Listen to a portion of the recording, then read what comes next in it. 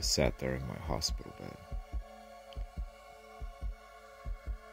staring at the monstrosity that stood before me. Giant man in the hockey mask with the axe, breathing silently, shoulders convulsing up and down.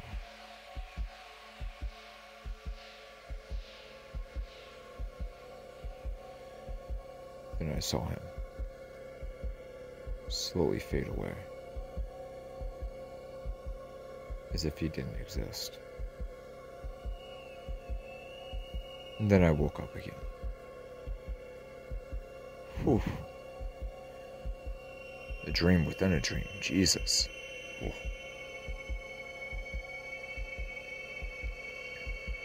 I was in the hospital bed for all this time. Still aching from my wounds. Exhausted from the ordeal I had just endured the day before. The chaos and the madness. My friends getting slaughtered, the chaos of the police, the havoc that man in the mask caused. It was just too much. It was just too much to bear, too much to endure. I was lucky. I was so lucky that I was away from it. I was so happy that I was away from all of it. It was over. It was done. It was finished.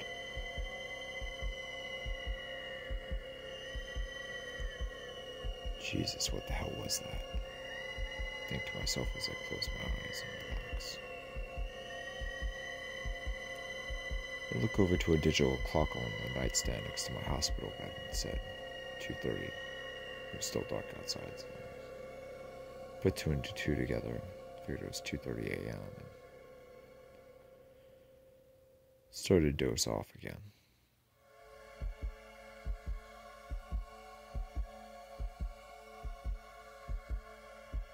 I'm swimming. Swimming in a lake. I'd gotten out of the hospital and I decided to go for a swim in the lake. You know, just something to put my mind at ease and to release myself and to really enjoy and relax.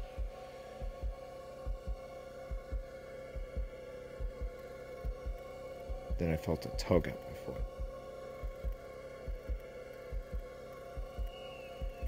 And another tug. And another tug. And another. Suddenly I was pulled down. Thrusted down. Nowhere to go, nowhere to hide. I was pulled down into the lake. Somehow I was able to see clearly. And once again, the giant man in the hockey mask. He was down in the lake and he'd pulled me under. He had me by the throat and water was pouring into my lungs.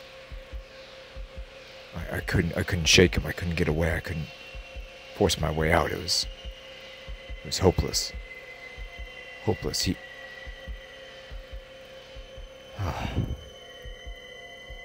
I awake once again. It was morning and I was in my hospital bed once again. Couldn't really.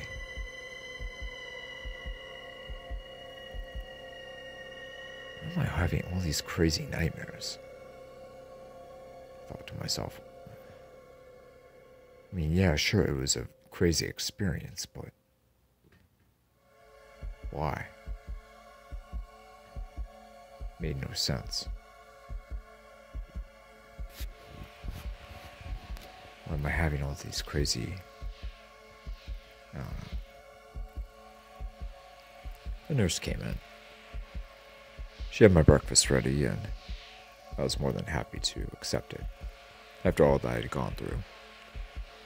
So I heard you had a rough night and a rough day yesterday, she said with a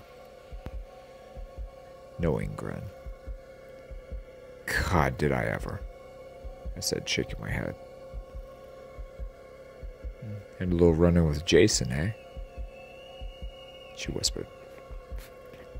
Jason? Yeah, Jason. The man of the lake. I stared at her for several seconds, puzzled, not saying anything. It's a legend around here. Apparently he had drowned back when he was a kid, back in '57. His mother went absolutely haywire, killed a few people, and then started killing people again back in 1979 when they decided to open the old camp back up again. Apparently he has been around since then. And there was said to be a lot of killings that happened, and the government closed the place off, and hell, the government even renamed this place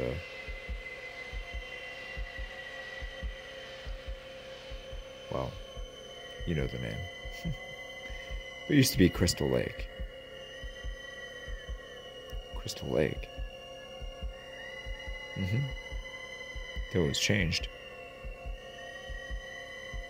Why they changed it? Because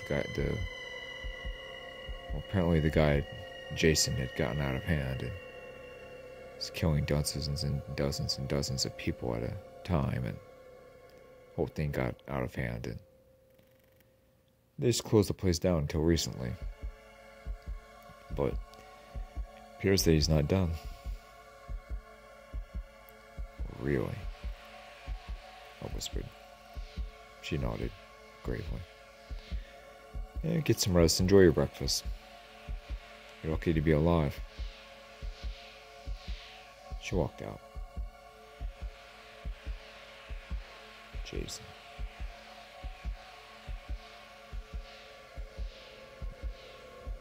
Jason.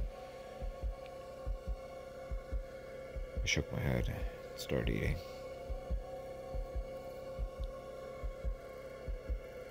It was a couple days, but I was finally released from the hospital and cleared to go home. Make my way to my place and finally I'm able to relax on my bed in my bedroom. Shake my head. For some weird reason I couldn't get that name, Jason, out of my head. Couldn't get it out of my mind. Open my laptop up and I go on the computer. Because I was familiar with the urban legend and the rumors and all that, but I didn't know it was an actual thing. I look up Camp Crystal Lake, and sure enough, files about Pamela Voorhees, all the murdered and camp counselors and campers, all the missing people. Not just in the camp, but all around the town of Crystal Lake as well. Hell, there was even one incident where Jason was sighted in Manhattan back in 1989. But past 20 years or so, it's been silent. There's been nothing on him.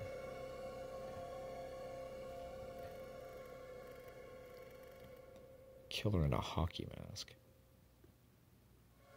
Thought to myself. Huh.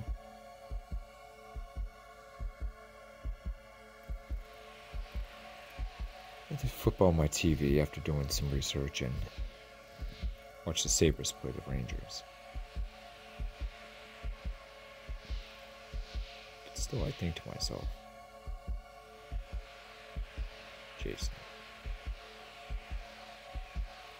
Even though he had attempted to kill me, he slayed a whole bunch of my buddies and a whole bunch of people in front of me. Just for some reason, the monster intrigued me.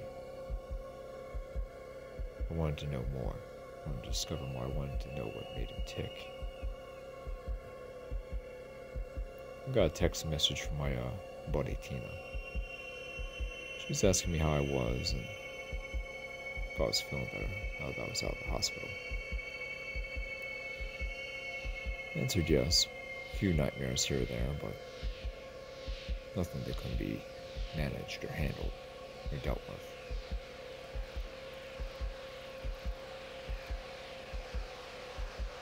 It's in the third period of the game, and the Sabres were kicking the shit out of the Rangers, and I decided to get up in my car and go to a local pizza and bar place. I made it there, and I was beginning to enjoy myself. It was a nice time to wind. And several pieces of really big slices of pepperoni. That's what this restaurant was known for. They were known for their large slices of pizza. And then I began to have it, drink my Newcastle. The Rangers and the Sabres game had ended, and now the Red Wings are playing the Blues.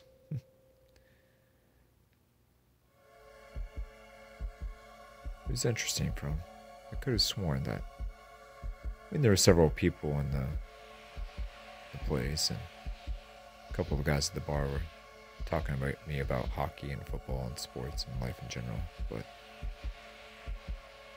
one particular chick out over in the corner felt like she was staring at me for some reason. I looked over at her and she nodded and went on his back. I wonder what she's doing here. I wonder who she is. I shrugged.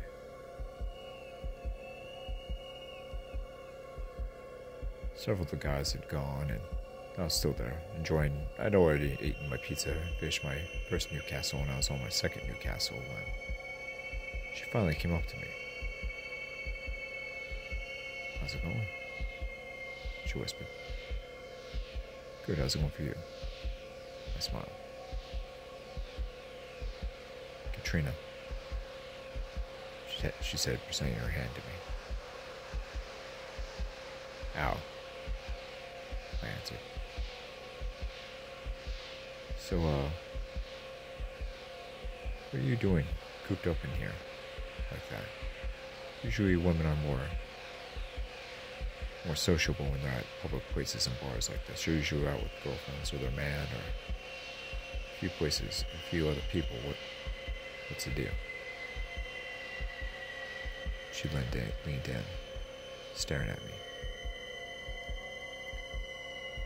I know what it is that you seek, she whispered. You do, huh? She nodded. And, what is that? I asked.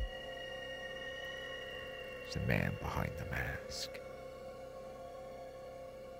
She smiled. I stared at her silently for several moments. Jason Voorhees. I know how to get him. I know how to kill him, she whispered. Do you now? She nodded her head.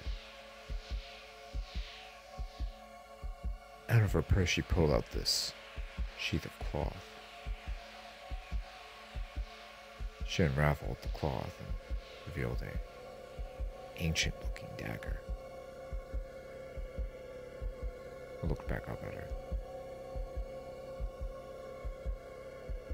It's used to cleanse evil. It's killed all sorts of monsters, cryptids, and wicked beings. Casted so many devils and demons back to the hell where they belong. Trust me, this will work on him. How do you know this will work? How do you know who I am? How do you know what my intentions are? What do you... I know. she whispered softly.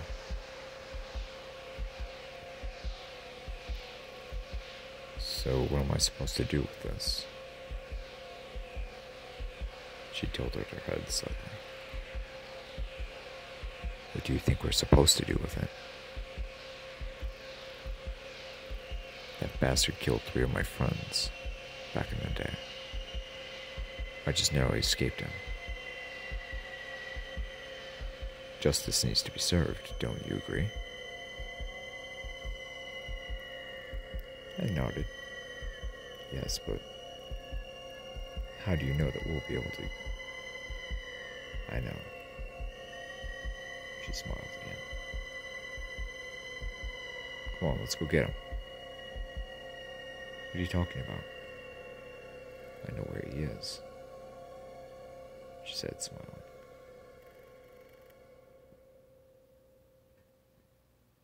Come on, follow me. I paid my bill. We went outside and she got in her car and I got in mine. We drove off. I followed her all the way up to the road leading back to the old camp. Here we go, she said, getting out of the car. I mean, I know that I'm surprised that the cops haven't got this place roped off again. No, they just have that cabin that you guys were at roped off, she said. How do you know all of this? I have my ways, she said, smiling. Come on, let's go.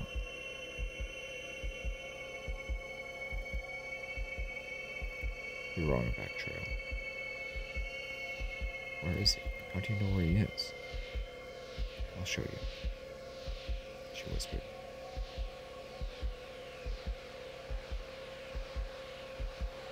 About 15 minutes in, we stumbled across the tent. It had been ripped up to shreds. Blood was everywhere. As were a couple of disembodied and severed limbs and heads. Jesus. Now do you see what we need to do, what we need to do? She said solemnly. I nodded. Go deeper into the woods. Another 30 minutes or so.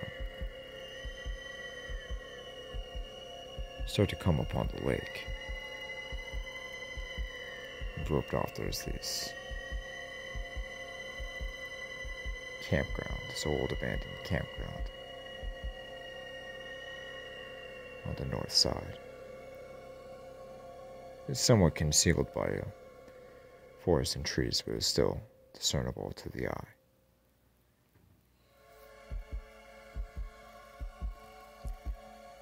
She went behind a tree.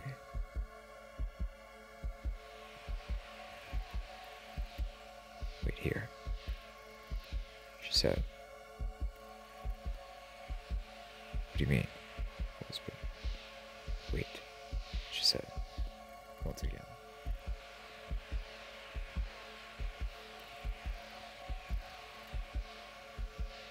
I saw bubbling coming up from the lake.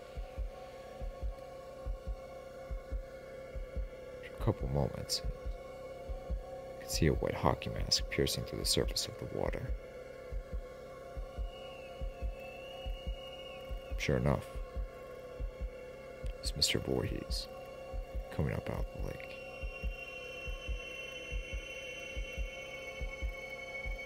No weapon in his hand. Well, no weapon in his hand at least. He looked like he had a machete in a sheath on his side, but other than that, he was just nasty. He was coming up on the shore, heading toward the campground. And suddenly, something snapped and he was upside down. He was inverted. Trapped in a leg snare. Yes! Katrina said, pumping her fist, smiling. She drew the dagger out of the cloth. and began to race over towards him. Come on, let's get him. Reluctantly, I followed.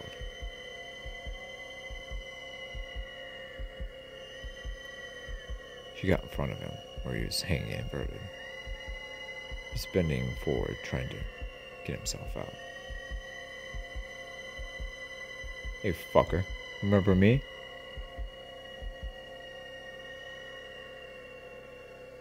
Jason turned his head toward her. Yeah, that's right, I'm here. Looks like I got ya. She drew the dagger. Any last words? She said smugly. The hulk of a man just hanged there, staring deathly at her, directly at her. I was off a little to the side, but I was visible. He knew I was there.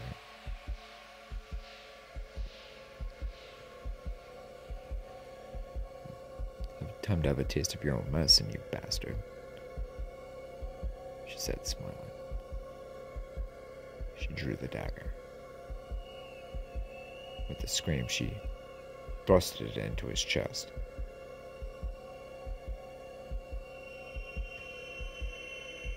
Nothing. She withdrew the dagger and thrust it into his chest again and again. For several attempts. Jason grabbed her arm, twisting her wrist, breaking bones. She screamed in pain.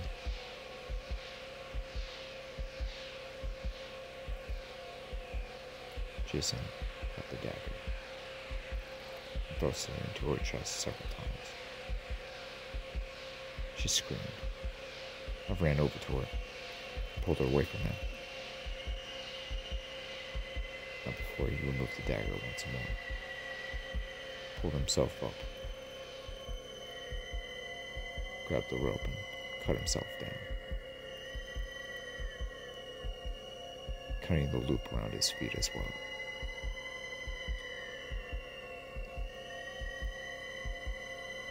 The massive band drew the enormous machete out from the sheath at his side. "Oh!" she screamed, life leaving her body.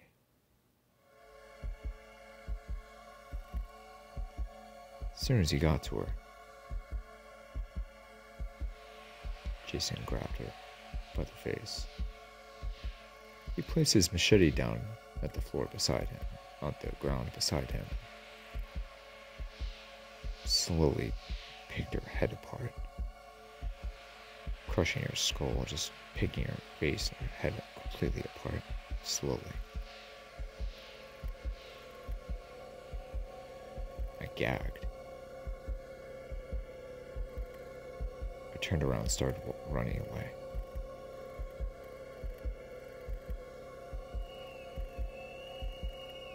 I felt a sudden thrust of wind to go right by my head and land on a tree trunk right by my head. I turned around. Jason was there, standing over her mangled corpse, staring directly at me. I removed the machete and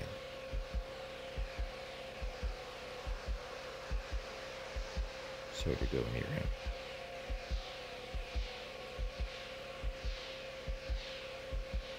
We circled each other. He had the dagger. I had the machete.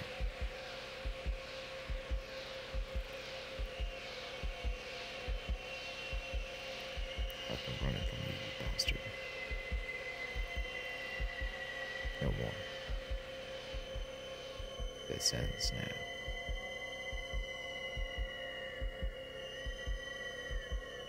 I flung the machete and he thrust the dagger. We both cut each other. again and again. The sword fight lasts only for several seconds, but after a while he overpowers me. He grabs me.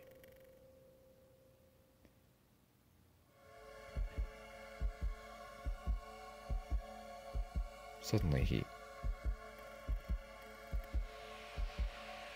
drops to his knees.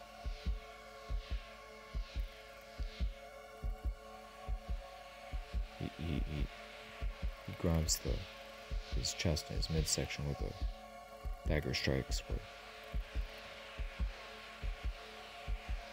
dealt. Blood begins to flow.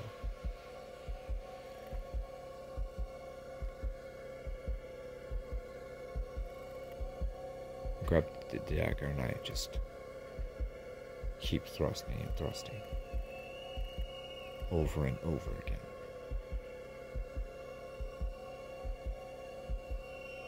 Over and over again, I thrust the dagger. He grabs my arm once, but it's too late.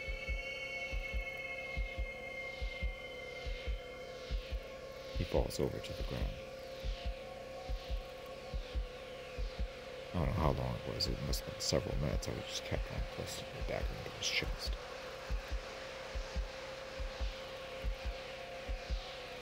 Then I grab his machete.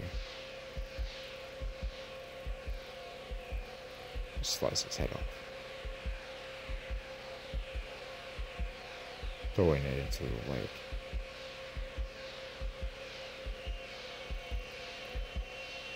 I leave his corpse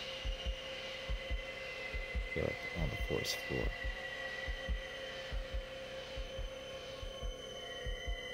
I call the cops, telling them I killed Jason Voorhees.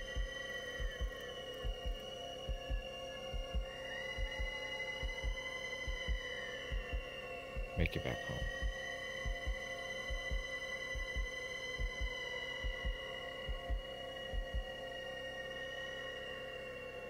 Take a bath. Take a shower.